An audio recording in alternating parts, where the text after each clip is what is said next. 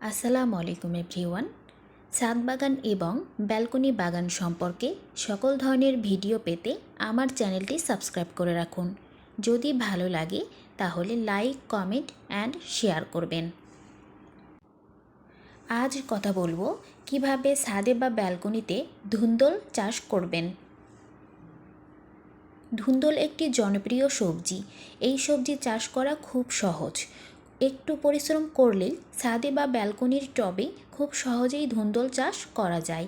আজকের ভিডিও থেকে আমরা জেনে নিব সঠিকভাবে ধুন্দুল চাষ করতে হলে আমাদের কি কি করতে হবে এবং কি কি করা যাবে না। চলুন তাহলে জেনে নেই। ধুন্দুল চাষের সময়। ধুন্দুল একটি শীতকালীন সবজি, তবে ধুন্দুলের চাষ 12 মাসই করা যায়।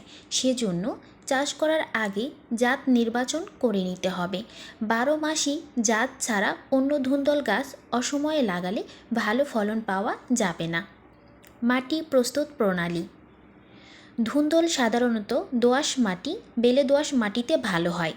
তবে দোআঁশ এবং বেলে দোআঁশ মাটি না পাওয়া গেলে এঁটেল মাটির সাথে দ্বিগুণ হারে গোবর বা কম্পোস্ট সার ও লাল বালি মিশিয়ে ধুন্দুল চাষ করা যায়।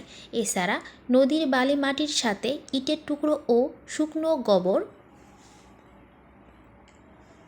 মিশিয়েও ধুন্দুল চাষ করা যায়। টব বা ড্রাম না থাকলে সিমেন্টের বস্তায় ধুন্দুল চাষ করা যায়। মাদা তৈরি। যে কোনো সবজি চাষের জন্য একটি মাদা তৈরি করে নিতে হয়। মাদা হচ্ছে ড্রাম বা জমির যেখানে চারাটি লাগানো হবে তার চারপাশ থেকে মাটি এনে মাঝখানটি মাটির ঢিবির মতো উঁচু করে নেয়া। যেহেতু চারাটি মাদার ওপরে রোপণ করা হয়, তাই মাদার তৈরি পূর্বের মাদার নিচে যথেষ্ট পরিমাণ জৈব সার এবং গোবর সার দিলে ভালো ফলন হয়। দোআঁশ বা বেলে দোআঁশ মাটির সাথে সমপরিমাণে জৈব সার বা গোবর সার মিশিয়ে মাদা তৈরি করে নিতে হবে। রাসায়নিক সার ব্যবহার করতে চাইলে 200 গ্রাম হারে ইউরিয়া, টিএসপি, পটাশ ও সামান্য বোরন সার খুব ভালোভাবে মিশিয়ে মাটি তৈরি করতে হবে। চট বা সালার বস্তা দিয়ে 15 দিন ঢেকে রাখতে হবে। 15 দিন পর মাটি ওলট পালট করে আবার ঢেকে কিছুদিন রেখে দিলে মাটি তৈরি হয়ে যাবে। মাটি প্রস্তুত হয়ে গেলে তাতে 3 থেকে 4টি বীজ বপন করে হালকা করে পানি দিয়ে কিছুদিন ঢেকে রাখতে হবে। প্রতিদিন নিয়মিত পানির ছিটা দিতে হবে। বীজ বপনের আগে বীজগুলো সারা রাত ভিজিয়ে রাখলে অঙ্কুরিত হওয়া সহজ হবে। বীজ বপনের 7 থেকে 10 দিন পর বীজ থেকে চারা জন্মাবে। এ সময় চারাগুলোকে ঢেকে রাখতে হবে। চারাগুলো একটু বড় হলে দুটো চারা রেখে বাকি চারাগুলো তুলে ফেলতে হবে। একটি মাদায় একটি চারা থাকলে ভালো ফলন পাওয়া যায়। চারা 1 ফিটের মতো বড় হলে বালাইনাশক স্প্রে করতে হবে। মাচা তৈরি।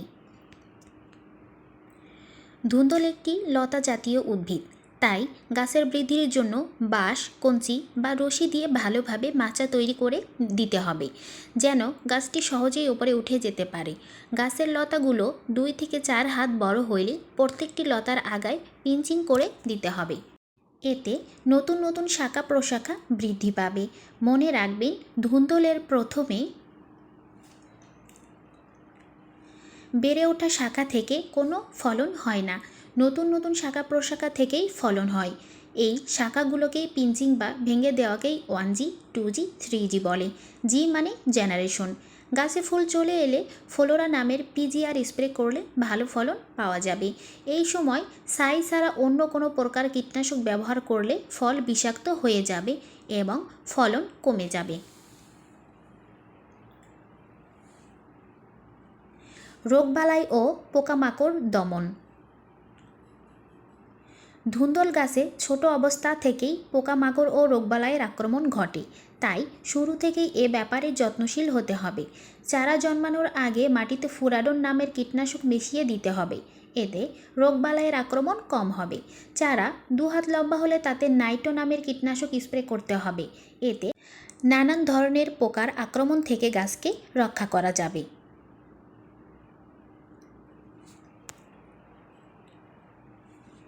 ঠিকমতো গাছের পরিচর্যা না করলে গাছ নষ্ট হয়ে যেতে পারে।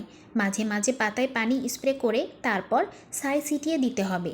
এতে জাপ পোকা, লিফ মাইনারের আক্রমণ থেকে গাছকে রক্ষা করা যাবে। মরা ও পোকায় খাওয়া পাতা ছিঁড়ে ফেলতে হবে। টবে পানির মাত্রা অতিরিক্ত হলে গাছের গোড়া পচে যেতে পারে, তাই পরিমাণ মতো পানি দিতে হবে।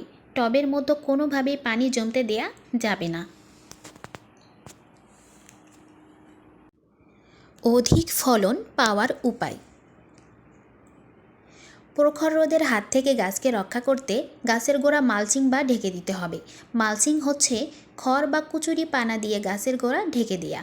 এর ফলে প্রখর রোদের তাপ থেকে গাছকে রক্ষা করা যাবে।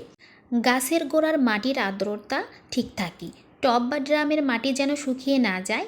গাছে ফুল চলে এলে গাছের গোড়া থেকে 6 ইঞ্চি দূরে পটাশ ও টিএসপি সার প্রয়োগ করলে ফুল ও ফলের পরিমাণ বৃদ্ধি পাবে।